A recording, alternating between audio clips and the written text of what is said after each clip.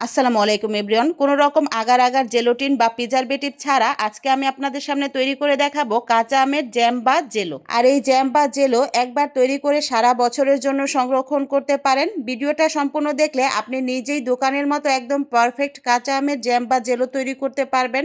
আর কাঁচা আমের এই জ্যামটা খেতে অন্য যে কোনো জ্যামের তুলনায় অনেক বেশি মজা হয়, তাই আশা করি আপনার পরিবারের ছোট বড় সবাই খুব পছন্দ করবে।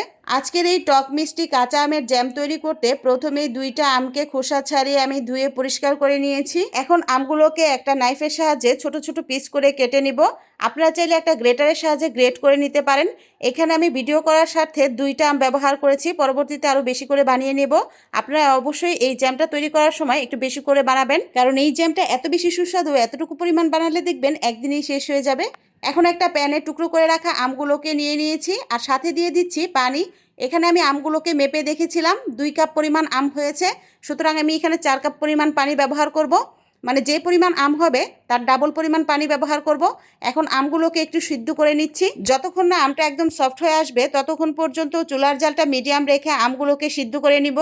আমগুলো একটু সিদ্ধ হয়ে আসলে এ পর্যায়ে দিয়ে দিচ্ছি হাফ চা চামচ লবণ। লবণটা ব্যবহার করার পর আরও প্রায় 1 মিনিটের মতো আমগুলোকে সিদ্ধ করে নিচ্ছি। এরকম একটা ট্রান্সপারেন্ট কালার হয়ে আসলে আমগুলোকে নামিয়ে নিব।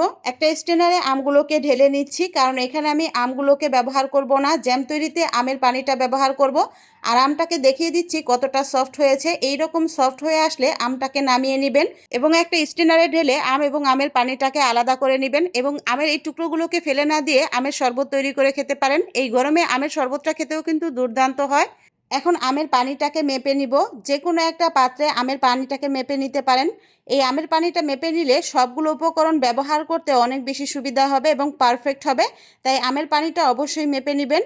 আমার এখানে 2 কাপ পরিমাণ আমের পানি হয়েছিল, আর এই 2 কাপ পানির অনুপাতেই আমি এখানে চিনি ব্যবহার করব। যেহেতু আমার এখানে 2 কাপ পরিমাণ পানি হয়েছিল, তাই 2 কাপ পরিমাণ চিনি ব্যবহার করতে হবে। মানে যে পরিমাণ পানি ব্যবহার করবেন ঠিক সম পরিমাণ চিনি ব্যবহার করার চেষ্টা করবেন। এতে করে টক মিষ্টির ব্যালেন্সটা একদম পারফেক্ট হবে। তবে কেউ যদি একটু টক বেশি খেতে পছন্দ করেন সেক্ষেত্রে চিনির পরিমাণটা একটু কমিয়ে দিতে পারেন। আবার অনেক কাঁচা আমে দেখা যায় টকের পরিমাণ একটু কম থাকে, সেক্ষেত্রেও চিনির পরিমাণ একটু কমিয়ে দিতে পারেন। আসলে মিষ্টিটা তো সবাই একই রকম খেতে পছন্দ করে না, তাই যে যার পছন্দ মতো একটু কমিয়ে বা বাড়িয়ে দিতে পারেন। এখানে দিয়ে দিচ্ছি ভিনেগার। 2 টেবিল চামচের মতো ভিনেগার ব্যবহার করেছি। ভিনেগারটা এখানে প্রিজারভেটিভের কাজ করবে, অনেক দিন পর্যন্ত জেলোটা ভালো রাখতে সাহায্য করবে, তাই অবশ্যই ভিনেগারটা ব্যবহার করতে চেষ্টা করবেন। আর যদি ভিনেগার না থাকে সেই ক্ষেত্রে আপনারা লেবুর রস ব্যবহার করতে পারেন। 1 টেবিল চামচের মতো লেবুর রস ব্যবহার করবেন। যেহেতু কাঁচা আমের জেলো তৈরি করছি তাই গ্রিন ফুড কালার দিয়ে দিচ্ছি সামান্য একটু।